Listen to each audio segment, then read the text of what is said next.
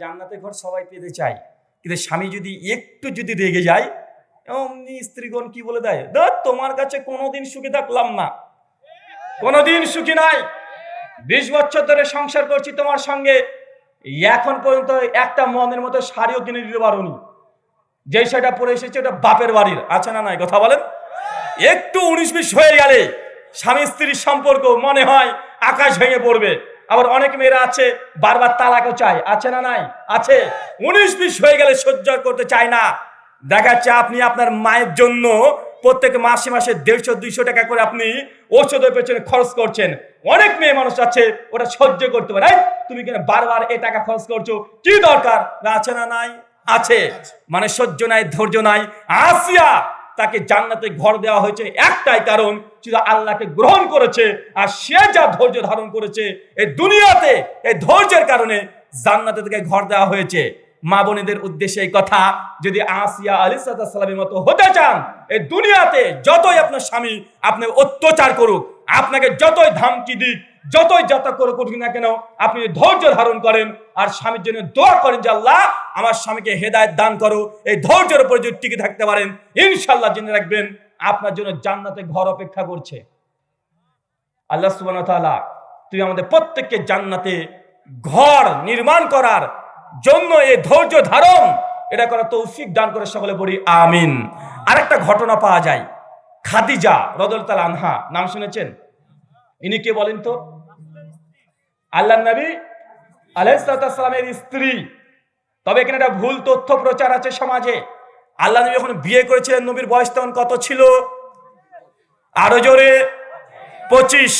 আর খাদিজা রাদিয়াল্লাহু তাআলা আনহার 40। এই ঘটনা ভুল, এটা সঠিক নয়।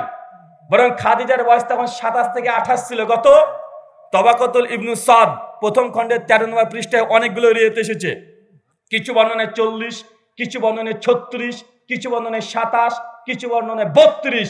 সমস্ত সনদের তাহকিক করে দেখা গিয়েছে 40-এর ঘটনা সঠিক নয়। আপনাদের এলাকায় যদি কোনো বড় আলেম, মুহাক্কিক আলেম থাকে, তাকে জিজ্ঞাসা করবেন, তিনিও বলে দিবেন সেই সময় খাদিজা রাদিয়াল্লাহু তাআলার বয়স 40 কোনো ক্রমে ছিল না, বয়স তখন তার ছিল 27 থেকে 28। কথা কি বুঝতে পারছেন? এটাই খাদিজা রাদিয়াল্লাহু তাআলা আনহার ব্যাপারে আছে সহিহ বুখারী হাদিস নাম্বার 3802 ফাজালে সাহাবা অধ্যায়ে, একদিন ফেরেশতা জিবরিল আলাইহিস সালাম আল্লাহ নবীর কাছে এসে উপস্থিত, আর আল্লাহ নবীকে ফেরেশতা জিবরিল বলছে যে ইয়া রাসূলুল্লাহ, ওই দেখেন, ওই দেখেন, দেখেন আপনার স্ত্রী খাদিজা আসছে, হাতে একটা পাতিল আছে, পাতিল মানে বোঝেন, একটা পাত্র আছে, আর ওই পাত্রে খাবার আছে। যখন খাদিজা আপনার কাছে আসবে, তখন খাদিজাকে বলেন আল্লাহ খাদিজাকে সালাম দিয়েছে। বলেন তো কে সালাম দিয়েছে? আল্লাহ সালাম দিয়েছে।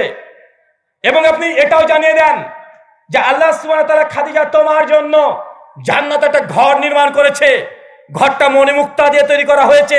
ঘরের সৌন্দর্য এতই যে ভেতর থেকে বাইরে দেখা যায়, আর বাইরে থেকে ভেতরে সম্পূর্ণ একদম দেখা যায়।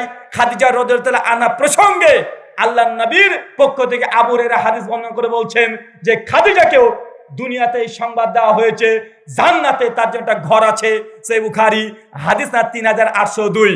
এখানে যুব যারা আছেন, তরুণ আছেন, তাদের উদ্দেশ্যে একটা ছোট্ট কথা জেনে রাখবেন, বাংলাদেশে নাস্তিক আছে না নাই? বাংলাদেশে ফ্যামিনিস্ট আন্দোলন নারীবাদী আছে না নাই? তারা বারবার বলে ইসলামে নারীকে কোনো অধিকার দেয় নাই। আরে পবিত্র কোরআন মাজিদে জান্নাতে একটা ঘর পাবে কোন পুরুষের কথা উল্লেখ নাই। যার কথা আছে তার নাম কি? কথা বলেন, এটা নারীর কথা। আবার হাদিসে খাদিজা সেও নারী, তাকে জান্নাতে ঘর দিয়ে দেওয়া হবে এটা বলা হচ্ছে। অন্য কারো ব্যাপারে এত কথা বলা হচ্ছে না যে জান্নাতে তার জন্য আগে থেকে ঘর প্রস্তুত আছে।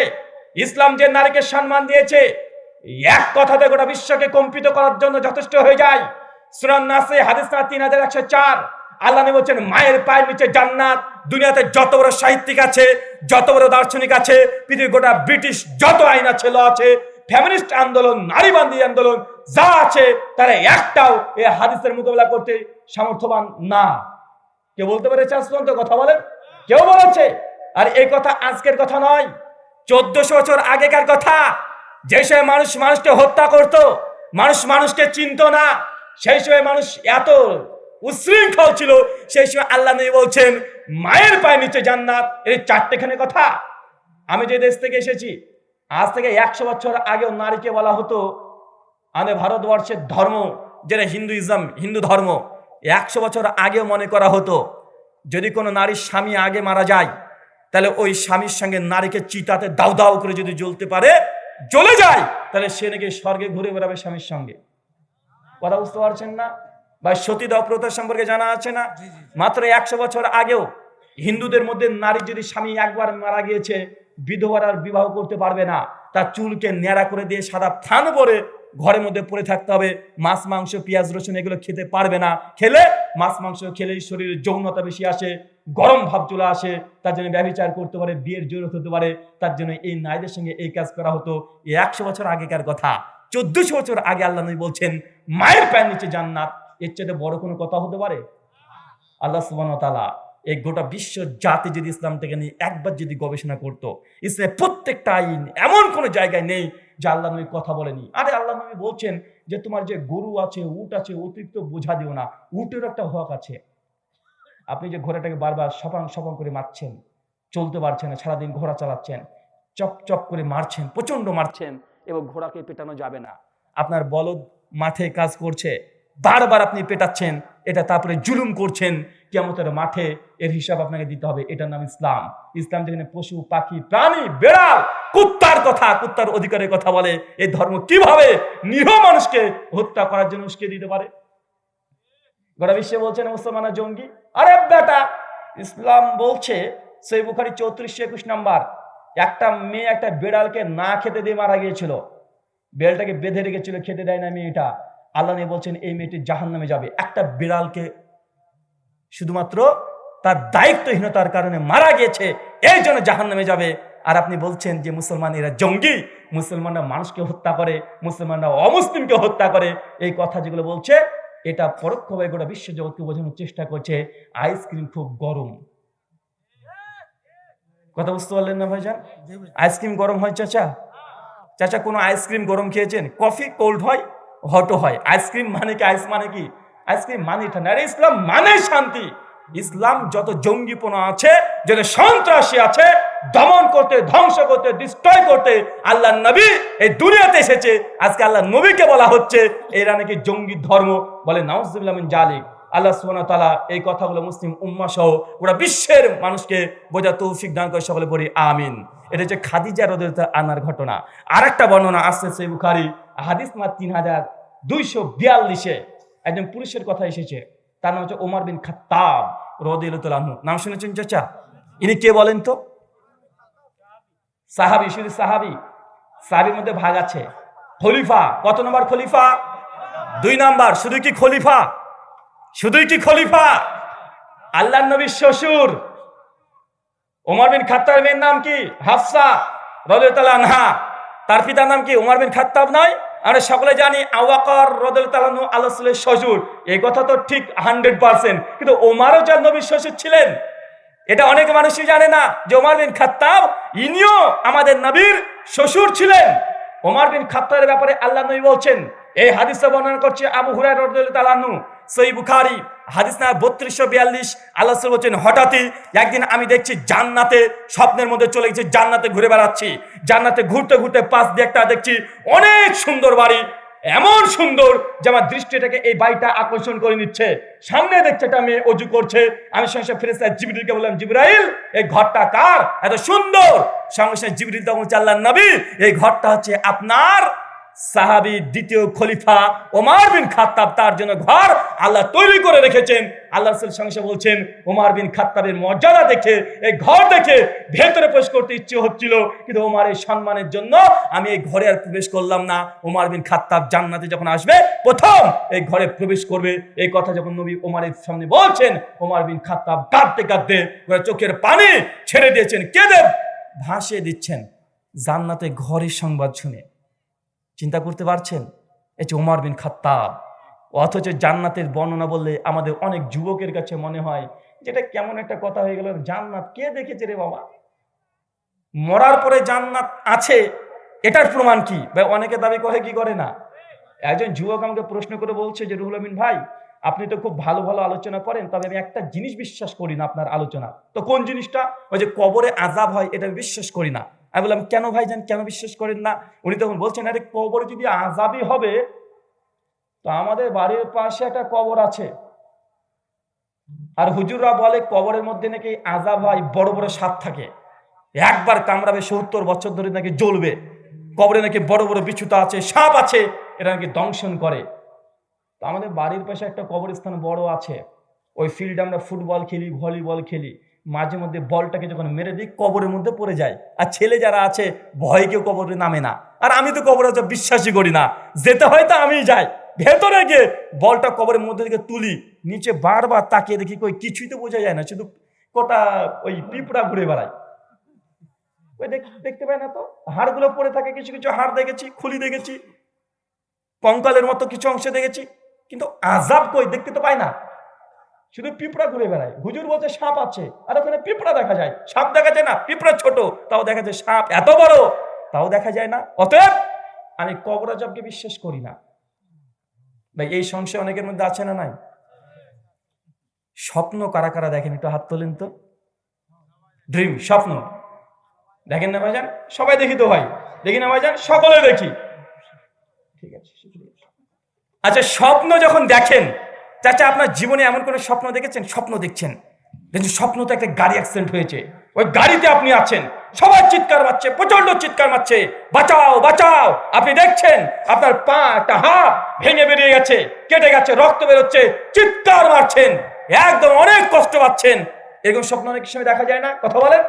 কোনো কিছু ঘটেছে, যে একটা সাপ তাড়ছে, ভয় পাচ্ছেন, একটা কুকুরও তাড়ছে, ভয় পাচ্ছেন, আপনার ছোট ছেলেটা নদীতে হাবুডুবু খাচ্ছে, ডুবে মরছে, মা তার স্বপ্ন দেখছে, আছে না নাই? কথা বলেন। আচ্ছা, একজন মা যখন এই স্বপ্নটা দেখছে, বিছানাতে শুয়ে আছে আর দেখছে যে তার ছেলেটা পুকুরের মধ্যে একদম হাবুডুবু খাচ্ছে, স্বপ্নের মধ্যে মা হাও মাও করে কাঁদছে, প্রচন্ড কাঁদছে, অথচ তার স্বামী দেখা যাচ্ছে খাটে পড়ে বসে টিভিতে কিরণমালা সিরিয়াল দেখছে ভারতের, আছে না নাই? কথা বলেন। এখন বলেন তো, তার স্ত্রী যে স্বপ্নের মধ্যে প্রচন্ড কাটাকাটি করছে, তার ছেলে যে পানিতে পড়ে গেছে স্বপ্নের মধ্যে, তার জন্য ব্যথা পাচ্ছে, প্রচন্ড কাঁদছে, ছোটাছুটি করছে, এখন তার স্বামী যদি এই ব্যথার বোধ দিকে স্ত্রী দিকে তাকিয়ে থাকে, ওর স্ত্রী যখন ভেতরে আযাব ভোগ করছে, কাঁদাকাটি করছে, চিৎকার মারছে, ওর স্বামী যদি তাকিয়ে থাকে, দেখে বুঝতে পারবে? কথা বলেন, বোঝা সম্ভব?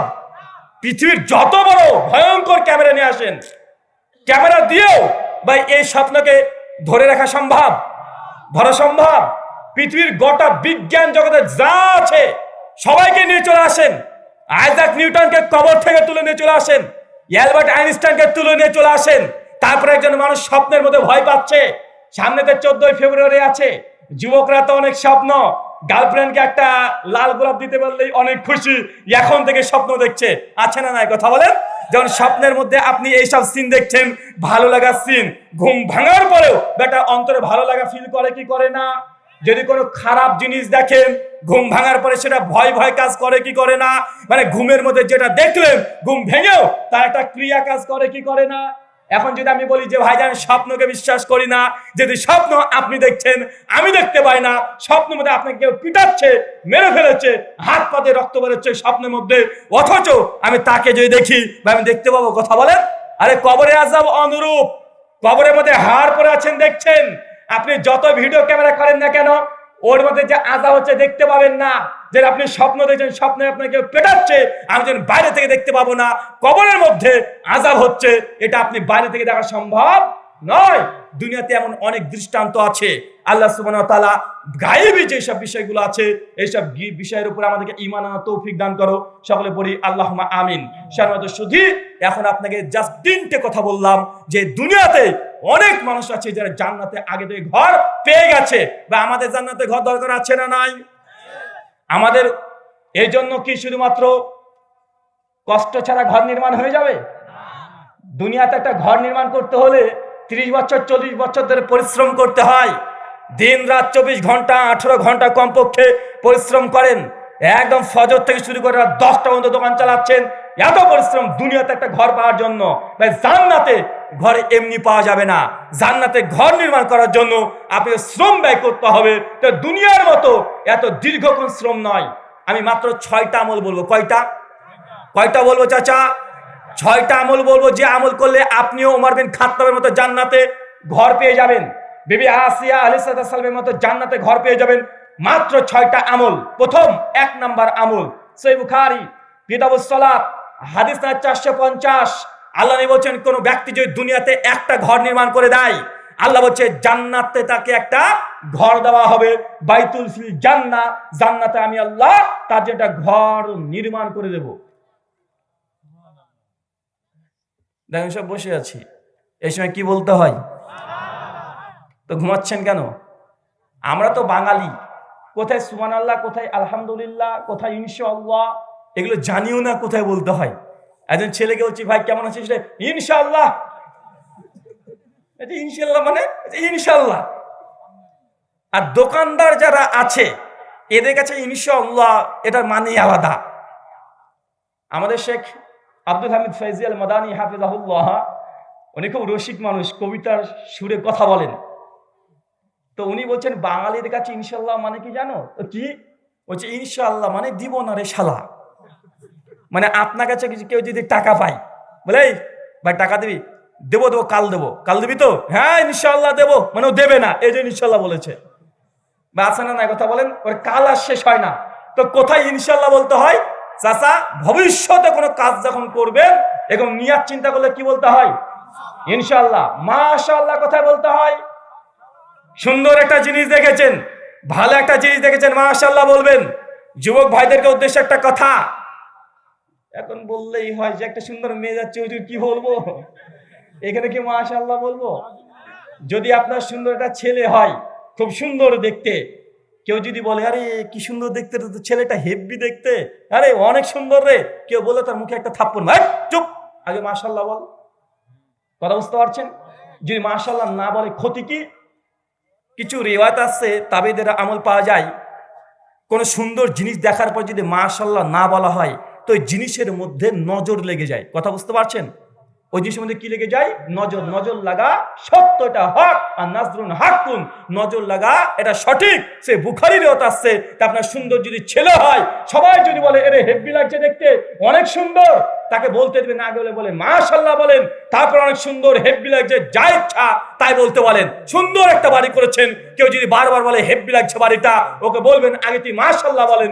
মাশাআল্লাহ না বললে ওই জিনিসের উপরে নজর লেগে যাবে, আর নজর লাগলে এর ফলাফল ধ্বংস হয়ে যাবে। কথা বুঝতে পারছেন?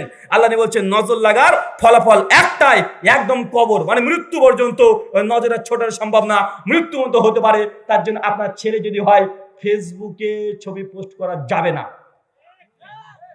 আপনার ছেলের ছবি, বাচ্চা মেয়ের ছবি কোথায় পোস্ট করা যাবে না? কথা বলেন। ফেসবুকে পোস্ট করা যাবে না, কারণ কার নজর কোন জায়গা থেকে লেগে যায় এটা আপনি বুঝতে পারছেন না, মনে করছেন এগুলো আমরা বলে যাচ্ছি এমনি, এগুলো না, এগুলো ফ্যাক্ট, এটা প্রমাণিত যে ফেসবুকে ছবি পোস্ট করা বন্ধ করতে হবে। বিশেষ করে ছোট ছোট ছেলে আর মেয়েদের। আর ছেলে মেয়ে ছোট ছোট সুন্দর হলে কি বলতে হবে? কথা বলেন মাশাআল্লাহ। আমি এবছরেই আমার দেশ ভারতের মালদাতে প্রোগ্রাম করতে গিয়েছি। তো মালদাতে প্রোগ্রাম করতে গিয়েছি, তো যে বাড়িতে আমি আছি, খাবারের সময় খাবার খেতে দিয়েছে, তার ছোট্ট একটা বাচ্চা ছেলেকে দিয়ে খাবার পাঠিয়ে দিয়েছে। যখন খাবারটা নিয়ে আসছে, হঠাৎ করে খাবার থাল থেকে পড়ে গেছে, উল্টো পড়ে গেছে। আর আমি তখন বলছি ইন্না লিল্লাহি ওয়া ইন্না ইলাইহি রাজিউন। এই কথা যখন বলেছি, ছেলের বাপ দেখছি বড় বড় গোল গোল চোখ করে তাকাচ্ছে। আমি তখন আঁচ করতে পেরেছি যে বেচারা কি যে ভাবলো রে বাবা। খাবার প্লেটের সামনে এসে দেখছি খাবার আর খোলে না, তাকিয়ে আছে আমার দিকে গোল গোল চোখ করে। তখন আমি কিছু বলতেও পারি না। আমি তখন কিছু না বলে, উনি তখন বলছেন মৌলভী সাহেব একটা কথা বলবো, মানে রাগ রাগ কণ্ঠে। আমি জি বলেন, কি বলবেন? বলছে যে আমার ছেলেটা না হয় থাল নিয়ে পড়ে গেছে, তার মানে আপনি এই মরার দোয়া পড়ে দিলেন? হ্যাঁ, আমার ছেলেটা মরে যাক এটা আপনি চাইলেন? আর আমার ছেলে বেঁচে আছে আর আপনি ইন্না নিল্লা পড়লেন। আমি বলছি হায় রে কপাল। আরে এটাই আমি বুঝেছি, কেন বাঙালিরা মনে করে ইন্না নিল্লাহ দোয়াটা শুধু মরা মানুষের জন্য দোয়া, এটা মরে গেলে পড়তে হয়, মানুষ এটা মনে করে। আছে না নাই কথা বলেন? আরে ভাই এটা শুধু মরার দোয়া নয়, হাত থেকে মোবাইলটা পড়ে গেছে তাও ইন্না নিল্লাহ পড়তে পারবেন। কথা বুঝতে পারছেন? যে কোনো খারাপ একটা সংবাদ শুনেছেন তারপরে ইন্নালিল্লাহ পড়তে পারবেন। এখনই যদি কারেন্ট চলে যায়, ইলেকট্রিক চলে যায়, লোডশেডিং হয়ে যায়, এখনই ইন্নালিল্লাহ পড়তে পারবেন। এটা খারাপ সংবাদ শুনলে, খারাপ ঘটে গেলে সেই সময় কি বলতে হয়? কথা বলে ইন্নালিল্লাহ। তো আমাদের মুসলিম সোসাইটি, মুসলিম সমাজ মানে কিভাবে বাড়িতে ঢুকতে হবে এটাও জানে না। বাড়িতে কি বলে ঢুকতে হয়? আপনি দেন? হ্যাঁ, আপনার বউকে সালাম দিয়েছেন কখনো? কে কে স্ত্রীকে সালাম দেন? একটু হাত তোলেন তো।